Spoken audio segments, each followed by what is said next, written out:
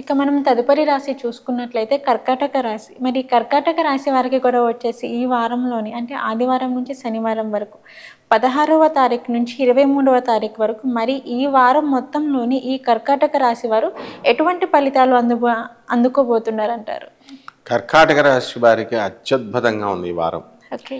కాబట్టి లాభంలో ఉన్నటువంటి గురుడు, రవి, బుధ, శుక్ర గ్రహాలు లాభంలో ఉండడం, భాగ్యస్థితిగతుడైనటువంటి కుజుడు, ఆ తర్వాత మనకి ఈ రాజ్యస్థితిలో ఉండడం వల్ల భాగ్యంలో ఉన్నటువంటి రాహువు, అష్టమ శని, ఆ తర్వాత తృతీయంలో కేతువు, ఇది గ్రహస్థితి. కాబట్టి వృత్తి, వ్యాపార, ఉద్యోగ విషయాలలో ఈ యొక్క కుజుడు చాలా అద్భుతమైనటువంటి ఫలితాలని మనకి అందిస్తాడు. రాజ్యస్థితిగతుడైనటువంటి కుజుడు జూన్ 1, 2024 నుంచి మేషరాశిలో ఉండడం చాలా అద్భుతంగా వీళ్ళంతా కూడా చేసేటటువంటి పనులను చాలా ధైర్యంగా పెర్ఫెక్షన్గా చేస్తూ ఉంటారు, ముందుకు వెళ్తూ ఉంటారు. కాబట్టి వృత్తి, వ్యాపార, ఉద్యోగ విషయాల్లో వీళ్ళకి తిరుగు ఉండదు, జీతబత్యాలు పెరుగుతాయి, తర్వాత అనుకున్నవన్నీ కూడా వీళ్ళు సాధించిస్తారు. ఇంతకాలం ఎంతో కాలంగా పెండింగ్లో ఉన్నటువంటి పనులన్నీ కూడా ఎంతవరకు కర్కాటక రాశి వారు 1-2 సార్లు పనులు చేయాల్సి వస్తుంది. అటువంటివన్నీ కూడా పెండింగ్లో ఉన్న అన్ని పనులు కూడా వీళ్ళు పూర్తి చేసేయడం జరుగుతుంది. ఇక విదేశీ సంబంధమైనటువంటి వ్యవహారాలన్నిటిలో కూడా వీళ్ళు సక్సెస్ అవుతారు. అండ్ పబ్లిక్ రిలేషన్స్లో వీళ్ళు చాలా తిరుగులేని వారిగా ఉంటారనమాట. కాబట్టి exports business, imports business, garments, ఇవన్నీ కూడా దానిపైన ఫారిన్ నుంచికి సంబంధించి foreign relations, foreign travellers, foreign వ్యక్తులతో వీళ్ళు లావాదేవీలు అన్నీ కూడా సక్సెస్ అవుతాయి అన్నమాట. అదేవిధంగా విద్యార్థులు, కర్కాటక రాశి విద్యార్థులు బ్రహ్మాండంగా చదువుతారు, చక్కగా మార్కులు వస్తాయి. ఒక్క ఫోన్ సంభాషణలో ఫోన్ టైం వేస్ట్ చేసుకోవడం తప్ప స్టూడెంట్స్ మిగతా అన్నీ కదా హార్డ్ వర్క్ చేస్తారు. కాబట్టి ఇది కూడా వాళ్ళు కంట్రోల్ కనుక చేసుకున్నట్లయితే అధికమైనటువంటి మార్కులు రావడానికి అవకాశాలు ఉన్నాయి. ఇక ఈ ఉద్యోగాలు ఫారిన్లో యూనివర్సిటీస్లో చదవాలి, ఫారిన్లో మాకు పిల్లల యుఎస్లో ఉన్నారండి, పార్ట్ టైం జాబ్స్ కూడా రావడం లేదండి బాధపడేటటువంటి తల్లిదండ్రులు చాలామంది ఉన్నారు. Because they have to send money. అలాంటి వాళ్ళందరికీ కూడా అక్కడ ఉద్యోగాలు రావడం జరుగుతాయి, అన్నీ కూడా బ్రహ్మాండంగా ఉంటాయి.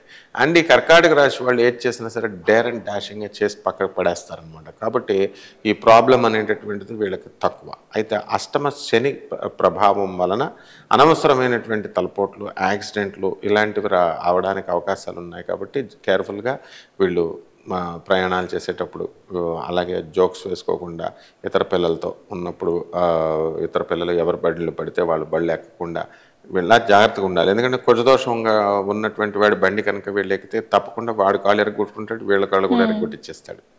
ఈ విధంగా చేపల రొయ్యల చెరువులు వ్యాపారాలు చేసేవాళ్ళు బాగుంటాయి చక్కగా.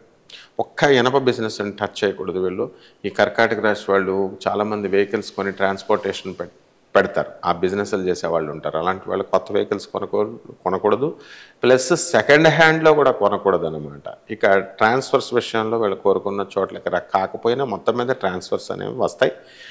మహిళలందరికీ కూడా చక్కటి మనశ్శాంతి ఉంటుంది, సంతానం లేనటువంటి వారికి అందరికీ కూడా సంతానం కలుగుతుంది. ఇక వివాహాలు కానటువంటి వాళ్ళకి ఇప్పుడు మోడం కాబట్టి ఈ వివాహ కార్యక్రమాలు అనేటటువంటివి జరగవు. కానీ మ్యాట్రిమోనియల్స్ వాళ్ళ యొక్క బాధలు వీళ్ళు తట్టుకోలేరనమాట. ఎందుకంటే వాళ్ళకి మోడాలతో సంబంధం లేదు, ఫోన్లు కొడుతూనే ఉంటారు, ఇంకా మీరు చెప్పలేదండి చెప్పండి అని. ఈ బాధ తప్పదు అష్టమ శని ప్రభావం వల్ల.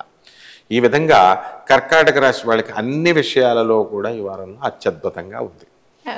ఓకే గురుగారు, కర్కాటక రాశి వారికి వచ్చేసి ఈ వారం ఈ విధంగా ఉండబోతుంది అనే అంశం గురించి అయితే మాకు తెలియజేశారు.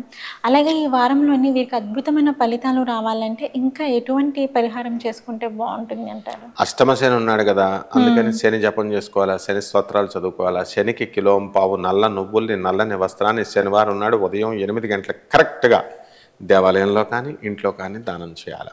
తర్వాత నవగ్రహాల చుట్టూ దేవాలయం చుట్టూ తిరుగుతూ ఆ యొక్క శనీశ్వరుడికి ఓం శనైశ్చరాయ నమః అనే మహామంత్రంతో వీళ్ళు ఆరాధన చేయాలి. శని కూడా అటానమస్ ప్లానెట్, రాహుకేతువుల కంటే చాలా పవర్ఫుల్.